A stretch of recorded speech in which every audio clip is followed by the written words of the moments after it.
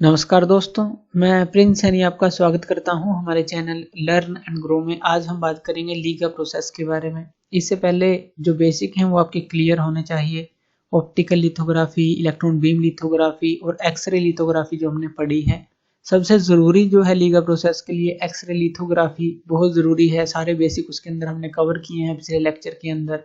उसके अंदर हमने देखा था जो एक्स रेज हैं वो किस तरह से प्रोड्यूस होती हैं, इलेक्ट्रॉन किस तरह से मूव होता है रेडिएशन सोर्स के अंदर, और वो जब एनर्जी को लॉस करता है तो एक्स रेज फॉर्म होती हैं। सब कुछ हमने पढ़ा था। मास्क कौन सा यूज होता है, काफी कॉस्टली होता है, और जो एक्सरे एब्जॉर्बिंग मटेरियल है उसका मास्क बनाया जाता है। वो सारी चीजें पिछले लेक्चर में पढ़ चुके हैं। तो लीगा प्रोसेस का क्या मतलब है, सिंपल सा इसको समझेंगे। एल का मतलब है लिथोग्राफी, इसको लिथोग्राफी बोलते हैं। और जी का मतलब होता है गैल्वेनोफॉर्मिंग, जिसका मतलब होता है इलेक्ट्रोफॉर्मिंग। और ए का मतलब होता है एफॉर्मिंग, और जिसको हम बोलते हैं मोल्डिंग। यानी कि ये जो है एक जर्मन वर्ड है जो लिथोग्राफी, गैल्वेनोफॉर्मिंग, एफॉर्मिंग, और इसका अगर मतलब देखें वो क्या है, लिथोग्राफी, इलेक्ट्रोफॉर्मिंग और मोल्डिंग। यानी कि ये जो तीन स्टेप हैं वो इसके अंदर आते हैं। तो चलिए यहाँ पर स्टेप्स देख लेते हैं। सबसे पहले हमने देखा था कि एक डिपॉजिट हम करते हैं सबस्ट्रेट के ऊपर, एक रजिस्ट की लेयर जो है डिपॉजिट करते हैं। रजिस्ट के बारे में सब कुछ पहले पढ़ चुके हैं तो बार बार डिस्कस नहीं करेंगे। उसके बाद उसको एक्सपोज किया जाता है। अब यहाँ पर एक्सपोज करेंगे जब, तो एक्स रेज के साथ उसको एक्सपोज करेंगे, और उसके बाद डेवलप के लिए उसको भेजा जाता है। तो वहां पर जो केमिकल बात होता है उसके अंदर वो जाता है, और जो एरिया एक्सपोज होता है वो सोल्यूबल होता है, ज्यादा सोल्यूबिलिटी उसकी बढ़ जाती है अगर पॉजिटिव रजिस्ट की बात करें। नेगेटिव की बात करें तो उसके बिल्कुल विपरीत होगा। तो यहाँ पर हम पॉजिटिव रजिस्ट की ही बात करेंगे कि जहां पर एक्सरेज जो है पड़ेंगी रजिस्ट के ऊपर तो वो एरिया ज्यादा सोल्यूबल हो जाएगा, और डेवलप करेंगे जब उसको तो वो उसके अंदर घुल जाएगा। उसके बाद इलेक्ट्रोफॉर्म होता है, यानी कि जो कि हमने यहाँ पढ़ी इलेक्ट्रोफॉर्मिंग की, एक तरह की इलेक्ट्रोप्लेटिंग की तरह ही होती है ये प्रोसेस। उसके बाद क्या होता है, सीएमपी यानी कि केमिकल मशीनिंग, पॉलिशिंग, पॉलिशिंग की जाती है इसकी। उसके बाद जो है पीएमएम में जो स्ट्रिपिंग है, यानी कि जो रजिस्ट है जो हम यूज करेंगे, जो डिपॉजिट किया था, फिर उसको हटा देते हैं और फाइनल प्रोडक्ट हमें रिलीज करके मिल जाता है। तो ये स्टेप्स होते हैं। चलिए इनको समझते हैं, एक एक करके समझते हैं। सबसे पहले हमने ले लिया यहाँ पर सबस्ट्रेट। तो यहाँ पर आप कौन सा सबस्ट्रेट लेंगे, कंडक्टिव सबस्ट्रेट यहाँ पर लेंगे। ये हमने देखा था कि एक्सरेज के लिए हम यहाँ कंडक्टिव सबस्ट्रेट लेते हैं, या सबस्ट्रेट कह लीजिए। अब सबस्ट्रेट के ऊपर जो है हम ले लेते हैं जो रजिस्ट है। तो यहाँ पर हम ले लेते हैं रजिस्ट। अब ये जो रजिस्ट होता है वो ये कौन सा होता है, PMMA। ये हमने देखा था कि ये हमारे पास रजिस्ट होता है, ये हम लेते हैं, सुटेबल होता है इसके लिए।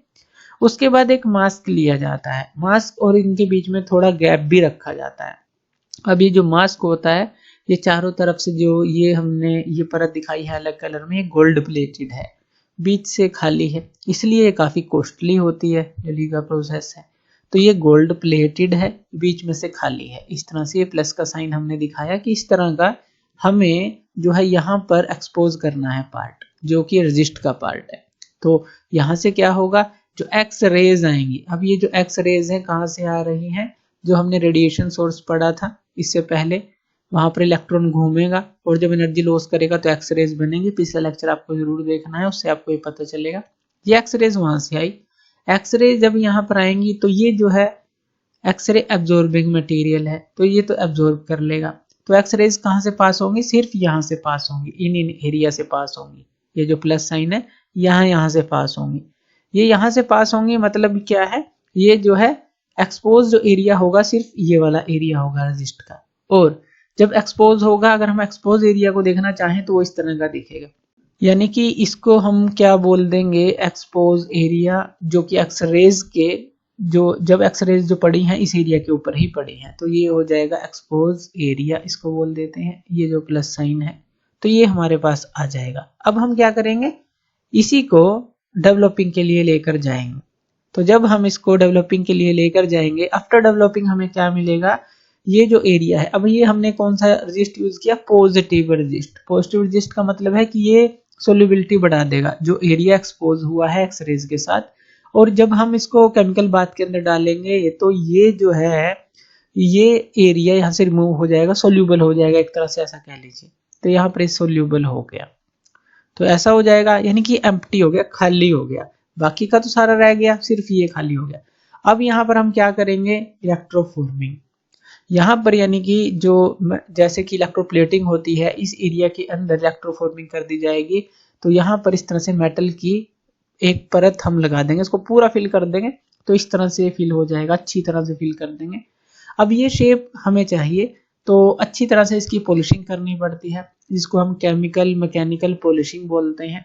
तो केमिकल मैकेनिकल पॉलिशिंग होती है इसकी, इसी एरिया की जो ये है। तो यहाँ पर इस तरह से ग्राइंडर की तरह जो है यहाँ पर ये वर्क करता है, अच्छी तरह से इसकी पॉलिशिंग की जाती है। केमिकल मैकेनिकल पॉलिशिंग यानी कि थोड़ा बहुत जो इस तरह के केमिकल भी यूज कर सकते हैं इसको साफ करने के लिए। मैकेनिकल पॉलिशिंग यानी कि मिक्सचर है एक तरह से, अच्छी तरह से हमें पॉलिशिंग करनी है। यहाँ पर पॉलिशिंग करने के बाद हमें ये बहुत अच्छा मार्क मिल जाता है, क्योंकि सारी पॉलिशिंग कर दी, एक तरह की फिनिशिंग हमने कर दी। तो जैसे इसकी करेंगे इस एरिया की, तो हमें ये ऊपर से सारा इसको रिमूव कर देगा, क्योंकि बहुत ही फाइन होता है, बहुत छोटे छोटे कण होते हैं, नैनो टेक्नोलॉजी है। तो यहाँ से पॉलिशिंग करने के बाद हमें ये बहुत ही क्लियर जो है यहाँ पर इमेज मिल जाएगी इसकी। अब हम क्या करेंगे, ये जो है, अब ये जो है हमने थोड़ा ग्रीन से कलर में दिखाया है, ये पीएमएम में रजिस्ट है। तो इसको अब हम निकाल देंगे, तो सिर्फ ये बच जाएगा हमारे पास। तो हम अब क्या करेंगे, यहाँ से पीएमएम में रिमूवल कर देंगे। तो ये जो पीएमएम में रिमूवल है उसको निकाल देंगे, तो हमारे पास सिर्फ ये पार्ट बच जाएगा। अब ये जो पार्ट बचा है इसको हम रिलीज कर लेंगे, रिलीज करने के बाद हमारे पास ये पार्ट बन जाएगा।